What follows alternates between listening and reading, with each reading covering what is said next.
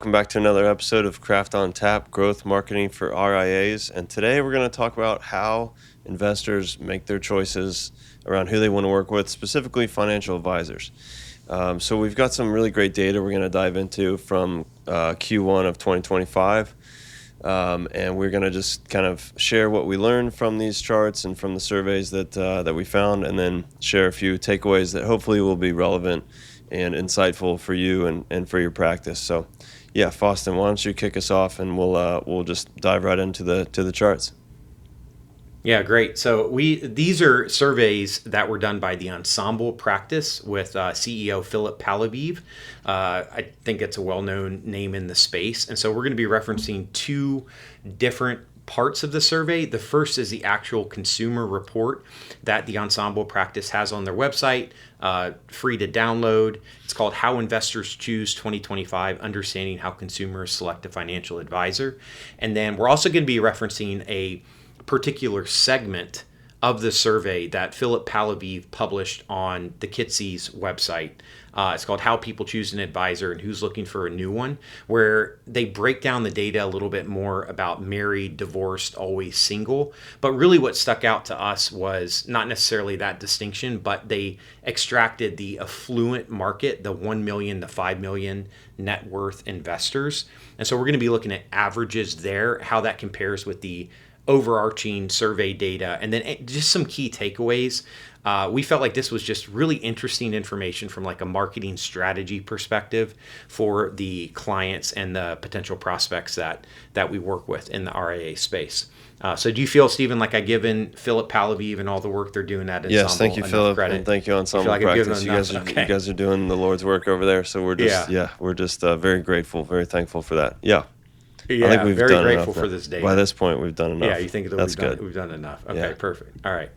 All right. So let me present here. We're using some data. So for our radio audience or our podcast audio only audience, maybe check it out on Spotify. Yep. We are going to show that some video of the charts feed going on your phone from the survey. Yep.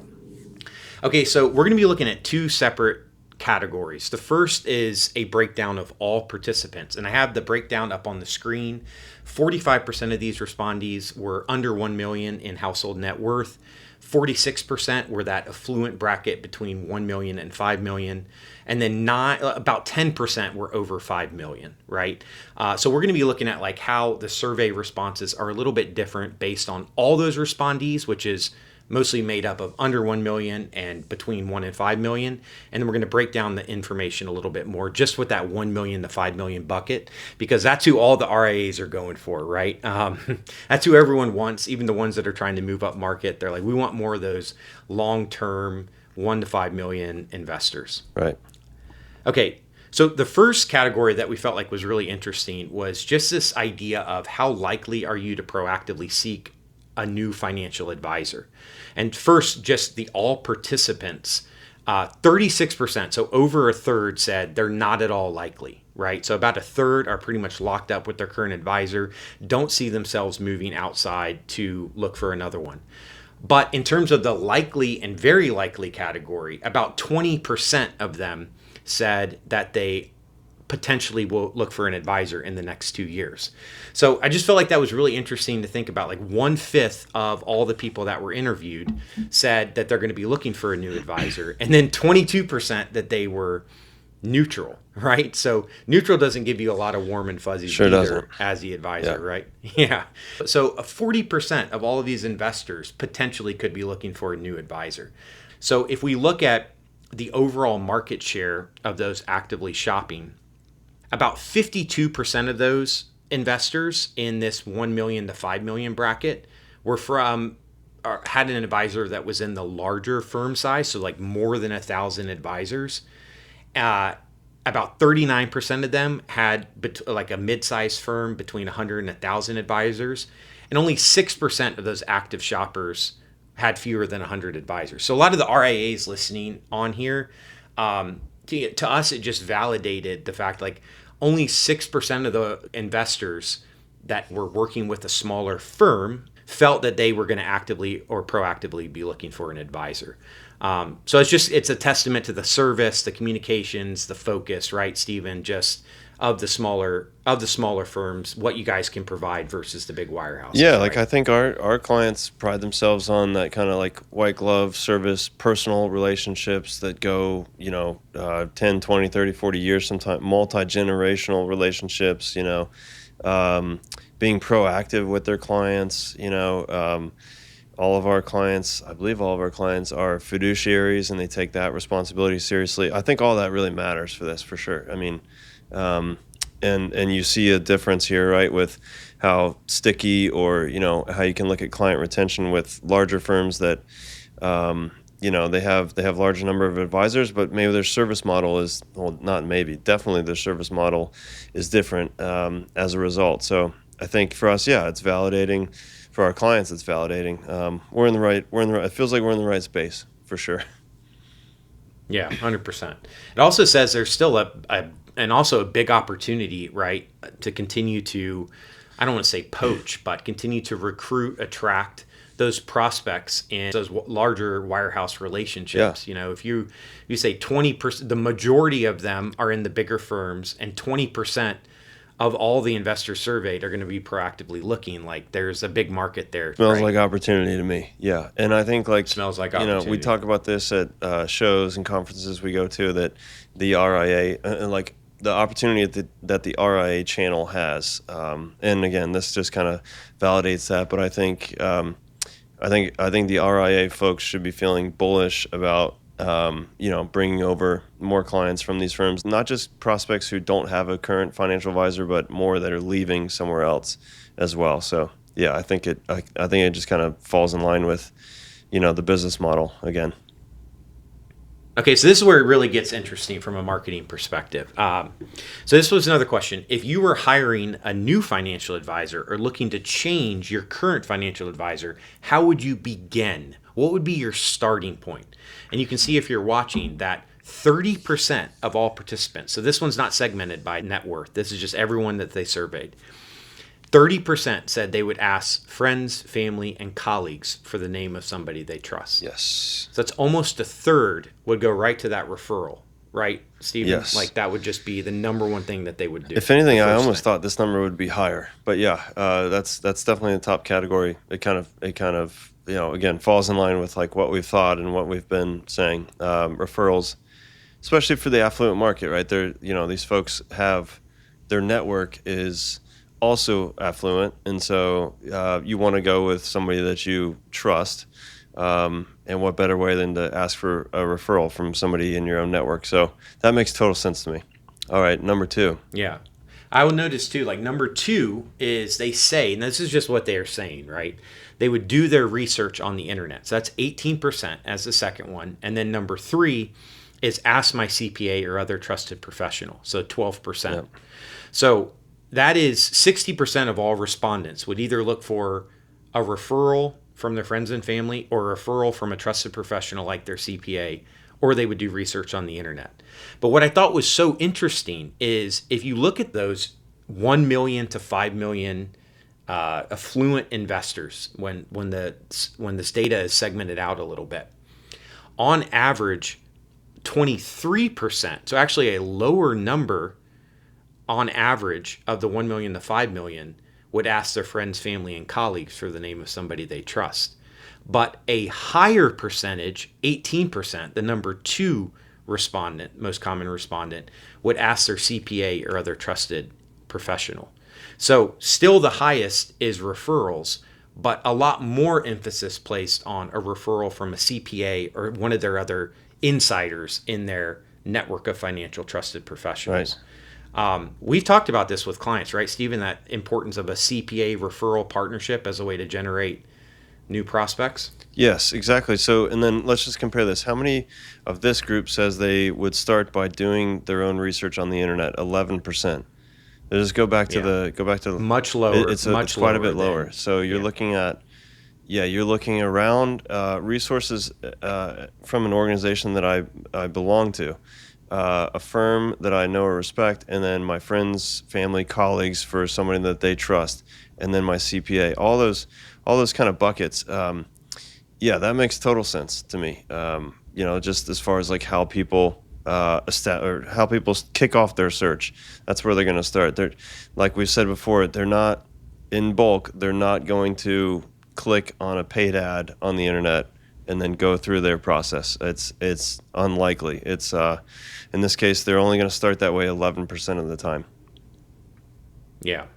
Which is so funny for us as a marketing firm to be focusing on this idea that they're not going to look you up on the internet, right? It almost seems counterintuitive, right? We should be saying like, oh, make sure that. So we're not saying that they shouldn't be able to find your firm name and the brand and have a really nice website, right? We're just saying that one of the most powerful things that advisory firms can do is have a systematic approach to referrals themselves, and then create a sort of sense of referability of I think Bill Cates calls it, what does he call it? Radical referability, right? Where you're consistently putting out high quality educational content and value, as well as like having really great client service so that you are referable.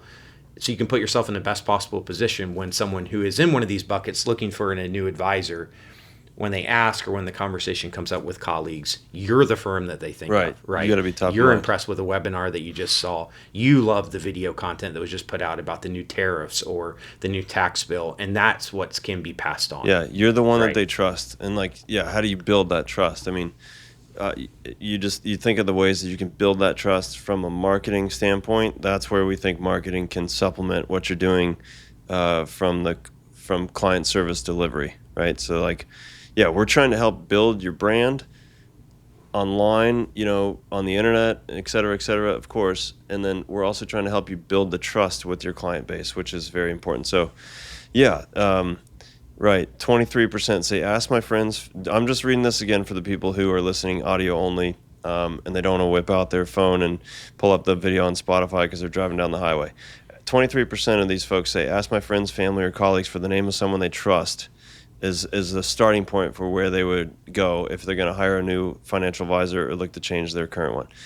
So, yeah, you have to establish yourself as the person that they trust. And again, like we think, you can do that in a lot of different ways with digital marketing tactics. So not a surprise. Yeah, it just kind of validates, where people are going. And then second of all, too, I think people are going to research your website. People are going to do the research on the internet. It might not be the first step, though. It might be the second step. It's probably most likely the second step, to be honest. So, like, you get the name from somebody, from one of your friends or colleagues, and then they give you the advisor and the firm name. And part of your research probably is going to be Googling them, putting it in ChatGPT, checking them out on, LinkedIn, Instagram, whatever it may be, and then kind of just getting a feel. Getting a feel for their, their brand, their messaging, their content. Like, is it, could you see yourself working with this person or not? You can get a real sense of that.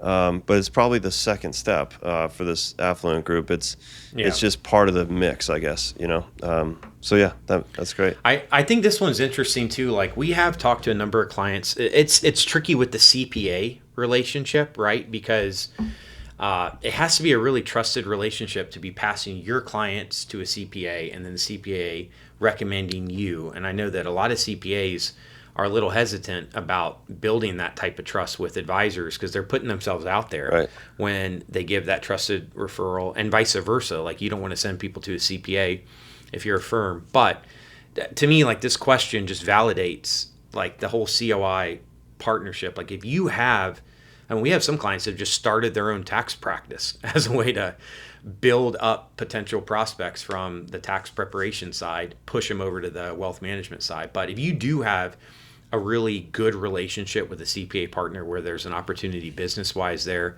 you can put together really nice collateral to introduce CPA clients to the wealth advisory practice and share all the ins and outs. And I'm talking more than just a brochure, one that like really highlights exactly what the value proposition is from the perspective of who the CPA's clients are.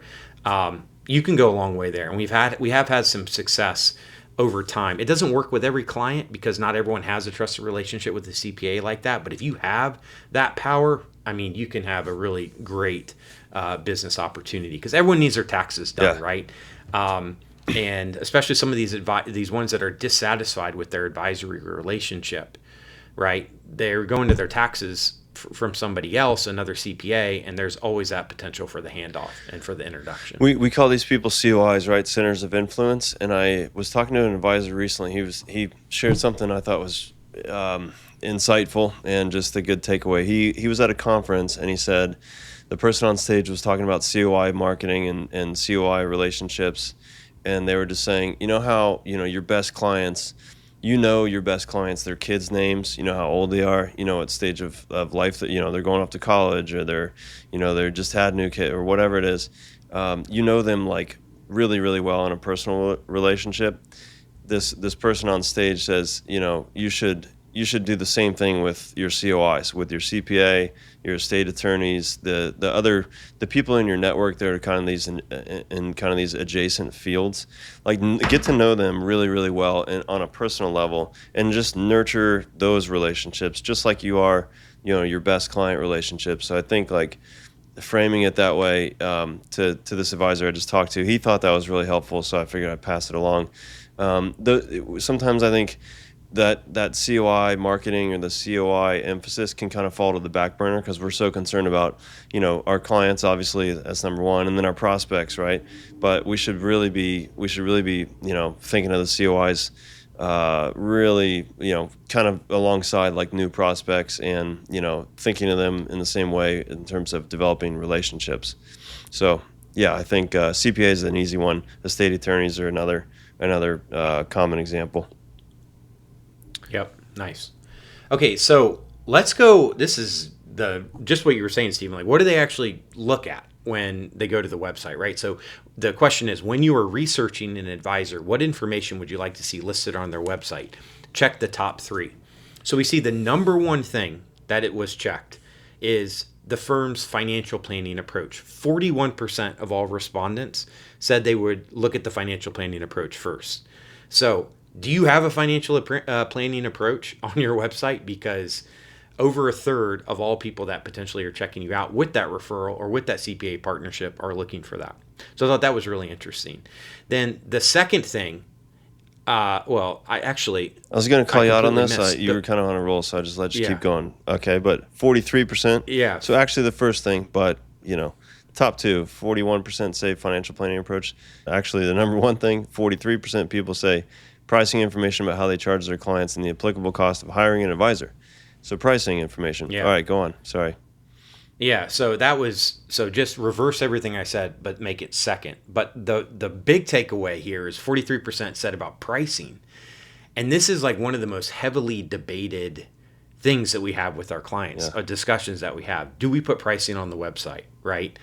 And if so, how? It's what level of detail? Yeah, and how do we put it? And we don't want to dissuade people from, they don't understand what the 1% fee looks like for those that are just purely asset management, like percentage based, versus they don't understand what the financial planning offering is if you're doing more of like a flat fee to get kickstarted. Yeah. And it's so interesting. 43% of these people say that it's one of the most important things that they look for, and it's one that very few financial advisory firms have, right? We have seen this done really well. Just recently, we helped a firm establish out like 3 tiers on their pricing page, and they just put the pricing right up at the top. It's like one of the navigation links. You click pricing, it explains the philosophy of pricing. It has 3 sort of tiers based on the amount of assets that you have and like what you get. There's even a pricing calculator where people can put in specific information and like calculate out the estimated flat fee costs for the first year of planning. And after the team page, it's the number 2 most visited page on their site. So just kind of validating what this is saying, like it's something that everybody checks out, and it's just that it's so important to put on there. Right. Yeah, it's my man Marcus Sheridan, who I've been following for a long time. You guys can look him up on LinkedIn. He's publishing a lot of content on LinkedIn. He's just a really smart marketer. Let's just leave it at that. And he's a speaker, kind of a motivational speaker. He talks a lot about like marketing and AI and all these things. Marcus Sheridan is his name. He has said for the longest time, pricing is the number one thing that people care about, and number 2 would be like competition. You need to demonstrate, how you are different than the next firm and the next firm. So they want to, like, people aren't, they're not dumb. Like they understand, they're going to pay something, and eventually they'll figure out your pricing information. And when you try to hide it or shy away from it, you may not be meeting them where they are. You know what I mean? So I'm just giving kind of a summary here, and there's a lot of nuance to this, of course. But if you think about it from the prospect's standpoint, the number one thing they care about finding on your website is pricing information and what they're going to pay and what they're going to get. You have to somehow address that question if you want to win over your competitors in a digital capacity. So Yeah. I would just leave it at that. It's so interesting. We don't have pricing pages for all of our clients, right? Like this is definitely a tricky thing. It's definitely not. But I just think it doesn't necessarily need to be on every client site. Some people think it's some of our clients don't think it's for them, but it's something that should be considered. I mean, just looking at this data, let's just flip ahead here to the 1 million to 5 million range. You can see that 44%, so even like a percentage higher when you just factor out this 1 million to 5 million bracket. They're looking for pricing information too. So it's just something that should be discussed and like very highly considered. If you decide not to put it on, just make sure you have a reason for it and figure out how you're gonna make that value proposition otherwise. I think it's a good way to say it. You at least be thinking about it and talking about it as partners or as advisors in the firm. Again, through the lens of this is the number one thing that our prospects care about, finding on our website. So how are we going to solve for that? It I think that prompt alone would foster some really sometimes heated but positive discussion. Yeah. So we're not saying you have to put your prices on your homepage and make it look like you're a commodity driven business, because we know it's so much deeper than that, and there's a lot of nuance. But somehow addressing that question of what am I going to pay, and what am I going to get for it. Okay, nice. So just going back to this chart, so this is all the participants again, right? So this is not just the 1 million, the 5 million dollar investors. And so we see that the third thing, right? So we have the fees, then we have the financial planning approach that I mistakenly thought was first. Then we have their investment philosophy at 31%. So again, almost a third out of the top three are looking for the investment philosophy page. And I know in particular when we talk with clients about elevating their website to try to go after these bigger clients, a lot of times the investment philosophy is something that they're missing or they don't maybe emphasize as much with their prospects because let's say it's just not as important to their overarching financial planning approach and they take more of like a passive type investing approach. Still important, this survey validates it's still important to have something around your investment philosophy and why you think that passive approach or the less equity focused active approach is a better way to go about things, because it is something that these investors are looking for. Yeah, a lot right? of room for education. No matter where you fall on the active versus passive spectrum, there's a lot of room for educating the prospect about why it is that you believe what you do. Yeah, I love that. And then just one more thing I want to note is that at 26%, firm history and bios of the team members at 16%. So a lot of times these two can be kind of like intertwined because a personal founder's bio is also linked in with the firm history. But that just kind of jumped out to me that 1/4, they only get 3 choices. And 1 out of every 4 of these respondents said that they were looking for the firm history. So that's just interesting. We don't always talk about the firm history with all of our clients. So that might be a big takeaway for us to make sure that in addition to having really nice bios for each one of our advisors, that we really have some emphasis around the firm history, the legacy, the why behind why the firm was founded, some of those key elements to help drive home the importance for prospects and like really what makes them different. I guess that's where I was going to. That kind of stood out to me as being higher than I expected, people wanting to know about the firm history. But I think number one, they want to know that you're credible and have stood the test of time. That's got to be way high up there. That's But good. That's a good I point. think that too. Shout out to Deirdre Van Nest from Crazy Good Talks. She talks about this a lot, like creating the advisor's why story and getting into. I guess that's probably where this goes for me is the firm history, as in how did the firm start and why did it start? You could have done anything for a job. So why did you pick, financial advising? And people want to know about that. Like, you let them connect on a personal level.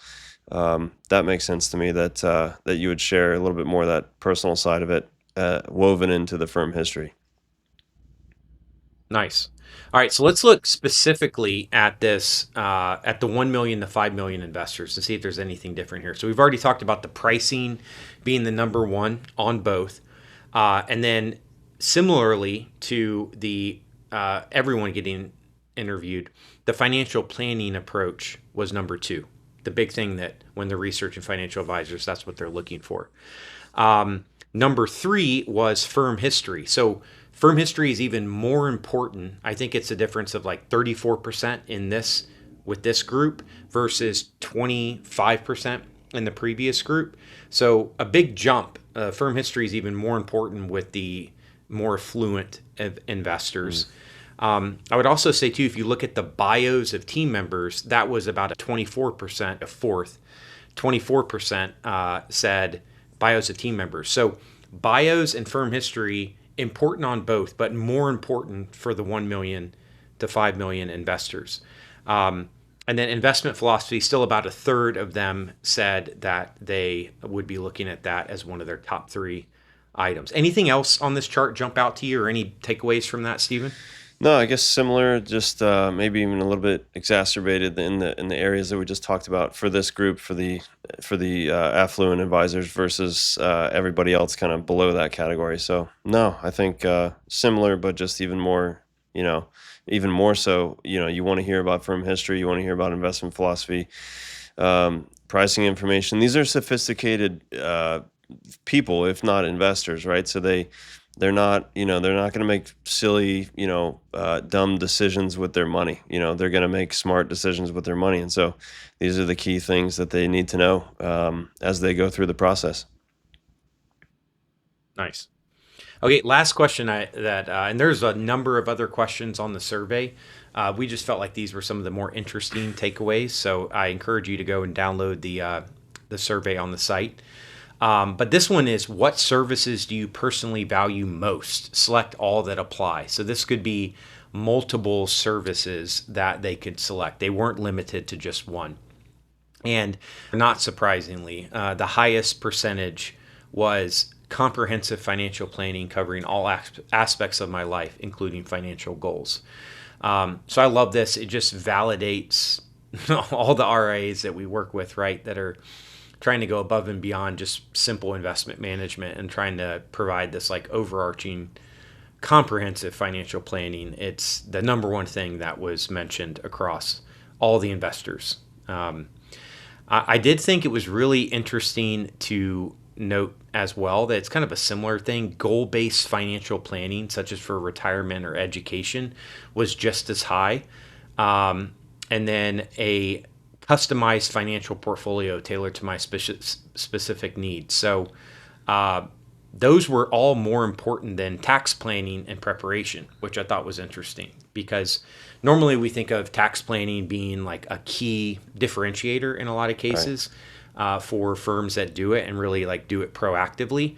But at least from like that initial, service in terms of what people are looking for, it's still one of the top four, but it's not as highly sought after or valued as much as some of these other like key components. Puts a little bit more spotlight on why we should be talking on our websites about our financial planning methodology and about our investment philosophy, like we just talked about. That people want to see, a financial portfolio tailored to their needs.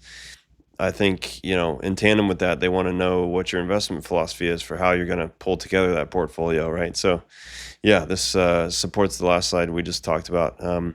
Tax prep and planning, still high, right? There's still 31% of still folks. Pretty high. So they value that. So that remains a challenge for a lot of people, and I think a challenge for a lot of RAs and how they integrate that into their service model in a clean way. But yeah, this isn't. I think it's a little bit surprising, I guess, that we maybe, I guess, just by the groups that we work with, we maybe downplay the financial planning side because we almost take it as table stakes. Like the RIAs that we work with, they all do a really great job with financial planning. They put a lot of time and a lot of effort into it, but across the industry, that's not actually the case. So I think as an RIA, emphasizing that and sharing your story about those pieces of your service, I think are definitely important.